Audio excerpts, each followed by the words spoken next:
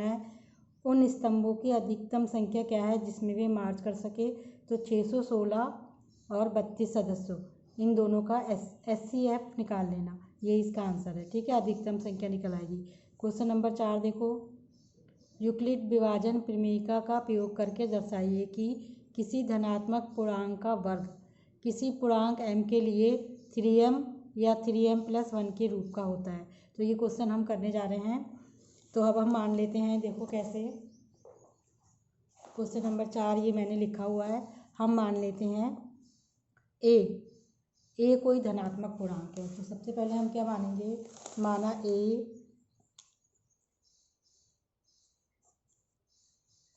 कोई धनात्मक पूर्णांक है।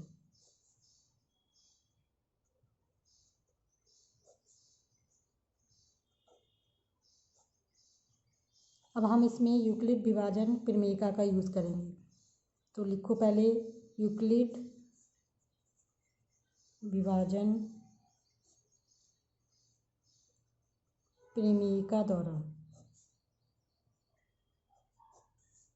A बराबर BQ प्लस R, जहाँ R का मान क्या होना चाहिए, R बराबर होना चाहिए 0 या 0 के बराबर या 0 से बड़ा या B से छोटा होना चाहिए। अब हम मान लेते हैं, माना A बराबर क्या माने हम, A बराबर, अब यहाँ देखो 3m या 3m+1 के रूप का दिया हुआ है ना, तो हम इसको मान लेते हैं, B को हम क्या मान लें, 3 मान लेते हैं, 3q प्लस R, जहाँ B का मान कितना है, B बराबर 3 मान लिया हमने।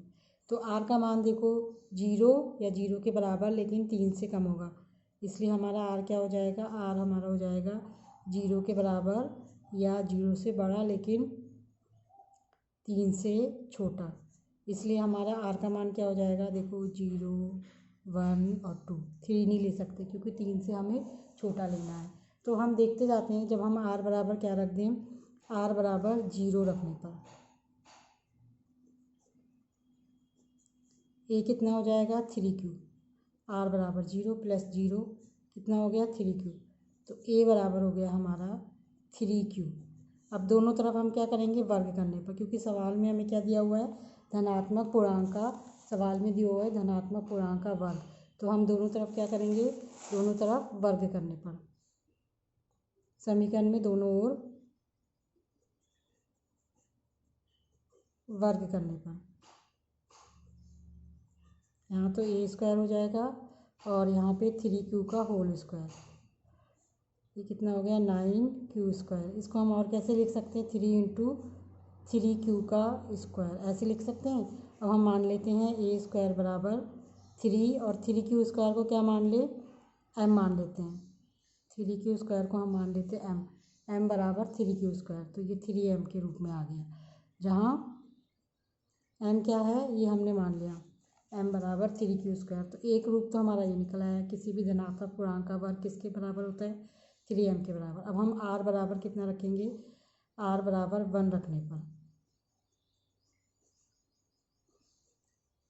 तो a बराबर 3q प्लस 1 ये हो गया। अब दोनों ओर वर्ग करेंगे तो यहाँ हो जाएगा A² और ये हो जाएगा 3q प्लस 1 का whole square, a plus B का होल स्क्वायर खोलो, 3q का स्क्वायर कितना हो जाएगा 9q² प्लस 2ab 6q और प्लस 1। अब हम इसमें क्या करेंगे, 6q और 9q² इसको एक साथ लिख लेते हैं एक ब्रैकेट में, और यहाँ पे प्लस 1 अलग लिखा जाएगा। अब इसको हम कैसे लिखेंगे, देखो इन दोनों में से कॉमन लेंगे हम, A² बराबर, हमारा A² का मान कितना निकल के आया था 9q² प्लस 6q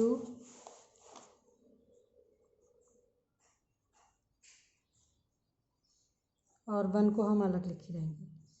तो इन दोनों में से हम क्या कॉमन ले ले, 3 कॉमन ले ले, 3 यहाँ कितना बचा 3q² और यहाँ बचा 2q प्लस 1, इसको हम लिख सकते हैं 3। अब हम मान लेते हैं, माना m बराबर 3q² प्लस 2q, तो ये हो जाएगा 3m+1। तो a² बराबर 3m+1।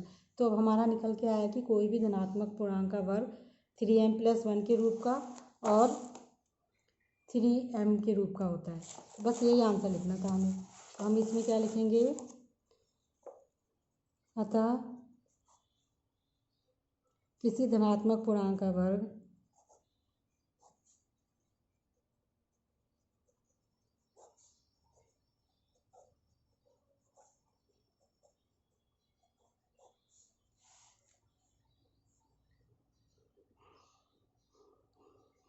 थ्री एम या 3m+1 के रूप का होता है। और क्वेश्चन नंबर 5 बिल्कुल सेम है, वहाँ पे आपको घन करना है a+b का घन। तो ये आंसर निकल के आया। प्रश्नावली 1.1 कंप्लीट हो गई है। तो आप लोग ये काम मुझे शाम तक दिखाइएगा, प्रश्नावली 1.1 और 1.2 मैं कल कराऊंगी।